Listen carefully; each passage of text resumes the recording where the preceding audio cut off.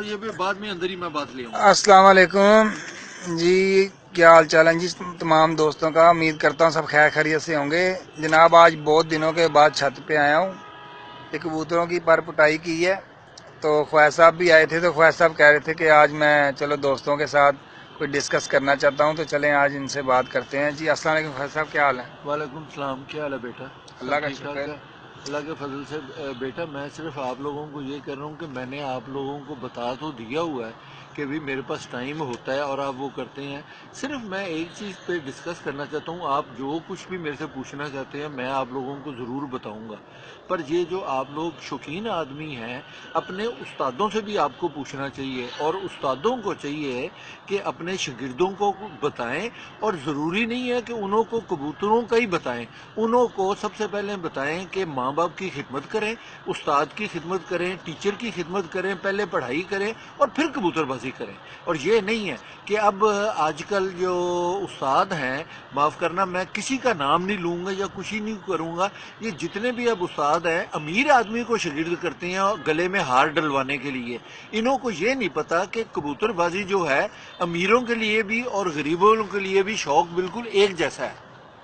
اب جو بھی استاد پہلے کسی کو شاگرد کرتا ہے پہلے پوچھتا ہے کہ جانا کہاں پہ ہے، ہار کتنے کا پڑے گا، اور پھر کبھی یہ اب آپ مجھ کو بتائیں کہ جب یہ بڑے بڑے اتنے فنکشن ہو رہے ہوتے ہیں، میں پھر اللہ اگر یہ میں کر رہا ہوں تو مجھ کو معاف کرنا. اب میں کسی استاد کا میں نہیں وہ کرتا کہ کسی کو غریب آدمی کو بھی بڑے فنکشن میں انوائٹ کرتے ہیں، یا کسی کو جب لاکھ روپے کا ہار پڑ رہا ہے یا 50,000 روپے کا ہار پڑ رہا ہے اسی فنکشن میں اگر کسی غریب آدمی کو بھی اندر امپلیمنٹ کروا کے وہ کروا لے تو کیا فرق پڑتا ہے صرف اس میں. اور یہ ہے کہ یہ جو اب لوگ میرے سے آج کل پوچھ رہے ہیں کبوتروں کا، بیٹا میں سب کو جتنا بھی مجھ کو پتا ہے میں اپنے استادوں سے سیکھا ہوا ہے، اور اللہ میرے استادوں کو جنت الفردوس میں جگہ دے. میں جب دلاور خان صاحب کے پاس جایا کرتا تھا، میرے استاد تو نہیں تھے پر کئی دفعہ جا کے ہم مذہب پہ بات کیا کرتے تھے، ہسٹری پہ بات کیا کرتے تھے، سیاست پہ بات کیا کرتے تھے، کبوتروں پہ بات ہی نہیں کیا کرتے. اب آج کل جو ہیں یہ استادوں کو چاہیے کہ اپنے شاگردوں کو کہیں استاد کا نام بہت بڑا ہے، رتبہ بہت زیادہ ہے، سب سے پہلے خدمت جو ہے اپنے ماں باپ کی، اس کے بعد استاد کی. اور یہ آپ لوگ اپنے شاگردوں کو سکھائیں کہ یہ کرنا ہے وہ کرنا ہے. کبوتروں کے پر اب آج کل موسم آ گیا پر کھینچنے کا. میں آپ کو یہ بتا رہا ہوں کہ استاد شمس مرحوم کا ایک نسخہ تھا جو مجھ کو ابھی تک یاد ہے: 1 کلو گری بادام، آدھا کلو چاروں مغز اور آدھا چھٹینک کالی مرچ. یہ تینوں چیزوں کو آپ گرائنڈ کر لیں اور انہوں کی روٹی جو آپ پکائیں گے کچی پکی اس میں 3 ڈال کے وہ کریں. اور یہ استاد شمس مرحوم کا یہ نسخہ تھا، اور یہ استاد فیو بھی اور جتنے بھی استاد تھے یہ کر رہے تھے. اب یہ چاہیے کہ یہ جو آج کل کے استاد ہیں جنہوں نے اپنے شاگردوں کو، انہوں کو چاہیے کہ اپنے شاگردوں کو بتائیں کہ بھئی یہ. اور جب آپ کبوتروں کے پر کھینچتے ہیں انہوں کو بالکل ہاتھ میں نہ پکڑیں 10-15 دن تک، بالکل، اور ان کو نہلائی بالکل نہ دیں.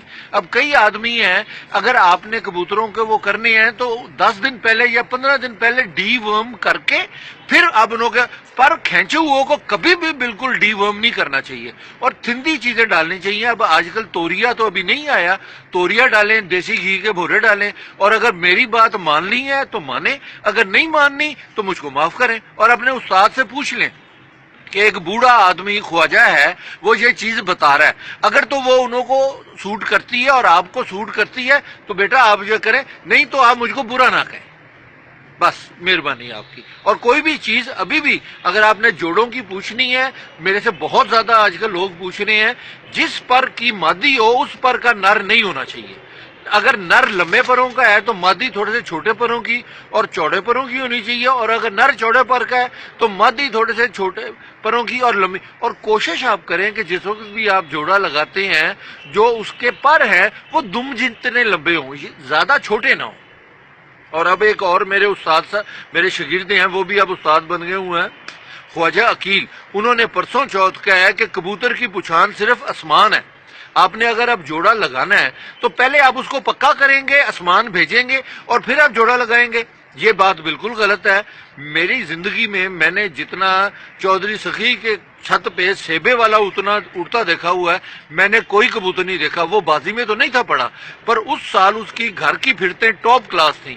اس سال جو کبوتری بازی میں پڑی اور ٹاپ کلاس آئی جو بہادر بنی، وہ تھی لکمان والی. میرے کہنے پہ چودھری سخی نے لکمان والی کا اور سیبے والے کا آپس میں جوڑا لگایا تو ان کی 2 جھولیاں لی، ان کے تقریباً 4 بچے نکلے. چاروں کے چاروں بچے پکے تو ہو گئے پر اتنا زیادہ اڑے نہیں تھے.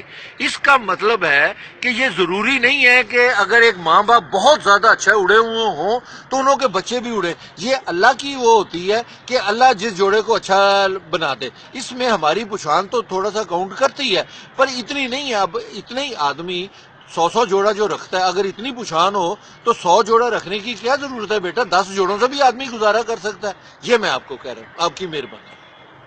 اوکے جی، شکریہ خواجہ صاحب، بہت مہربانی جی. خواجہ صاحب نے آج آپ سے کافی باتیں کی ہیں، ٹھیک ہے.